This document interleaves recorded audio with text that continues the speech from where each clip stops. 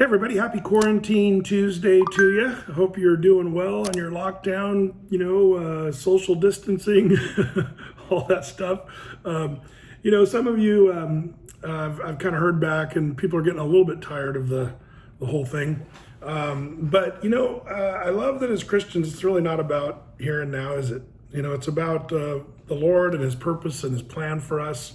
No matter what comes or goes, whatever whim or fancy people are into or what news people are talking about. And, I love the story there in John's gospel. In John chapter 14, verse 1, you all know that verse, let not your heart be troubled. You believe in God, believe also in me. Jesus said this to his disciples.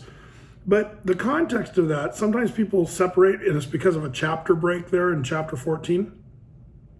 In John chapter 13, Jesus basically tells the disciples, just before, this is not long before he's crucified, that he told the disciples he'd be leaving them. And he says, where I'm going, you cannot follow me, but you will follow me later. He said that in, John 13:36.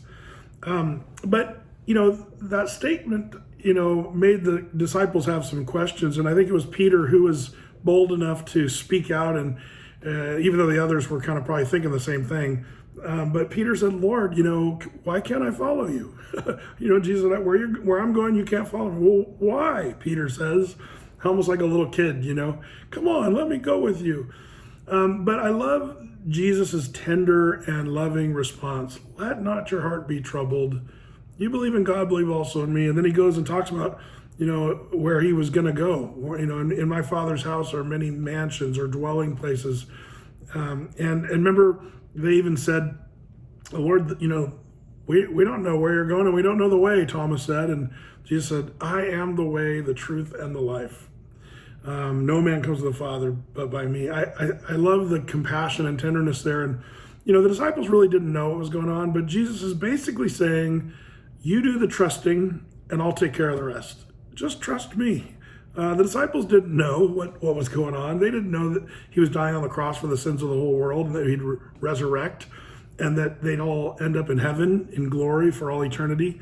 But they were required by Jesus to just simply trust.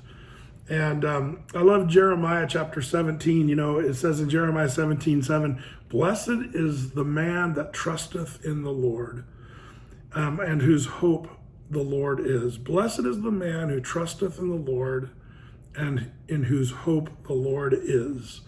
The word blessed, of course, happy.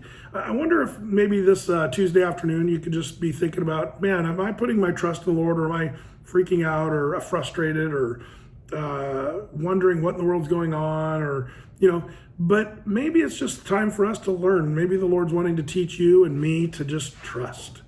Put all of our trust in the Lord. I'm reminded of that old story, and I forget who it was, but there was some famous tightrope walker who was walking off over a river with a tightrope, and far drop, to your death if you fell. But he went across, and then he came back across. He was just going back across, and people were watching. They'd applaud and cheer, and then he got a wheelbarrow, and he put the wheelbarrow on the tightrope, and he walked the wheelbarrow across the tightrope, and people were like, yeah, how many of you guys think I can do it again? And yeah, he did it. And then he said, who would be willing to, come in the wheelbarrow and have me cross with you in my wheelbarrow? And suddenly there was crickets, and nobody was wanting to do it because there was some skin in the game. Their life was on the line, literally. And I wonder if in this time, this is where the Lord's saying, who's willing to go trust me? And we all say, oh, yeah, we trust you, Lord. We got it. We know you got this. We're all going to heaven.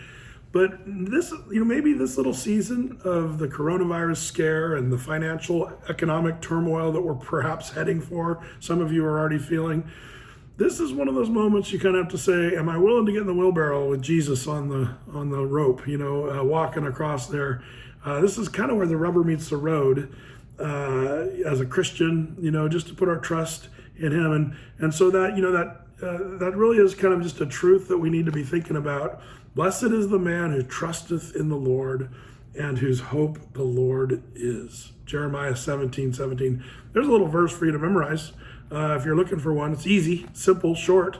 Jeremiah chapter 17:17.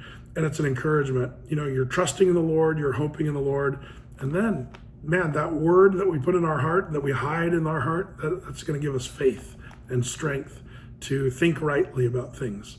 So there you go. There's a little Tuesday devotional for you. I hope you're blessed and looking forward to, this Wednesday night Bible study. Oh, by the way, people have asked me, Brett, what about a prophecy update? We heard you were doing one and then you weren't, and what's the deal? Listen, no man knows the day nor the hour of my prophecy update. I'm just kidding. We're working on that. In truth, I know that might seem weird, but I'm about as busy as I've ever been as a pastor. This has been a busy season for us here at Athey, getting everything, keeping things going, helping the congregation to be covered. And it's been a little busier than normal, actually, in some ways. And so I had to kind of postpone my little prophecy update that I was planning, which is no big deal. But we are working on another date, and I've got a bunch of stuff I'd like to talk about. I just would like to do a good job with it. I don't want to just wing it. There's so many things to talk about, honestly, and sometimes it's hard to choose and pick the stuff that is what we want to cover. So, but that's coming. So stay tuned for that. The rest of you, man, Lord bless you, and we'll see you on Wednesday night.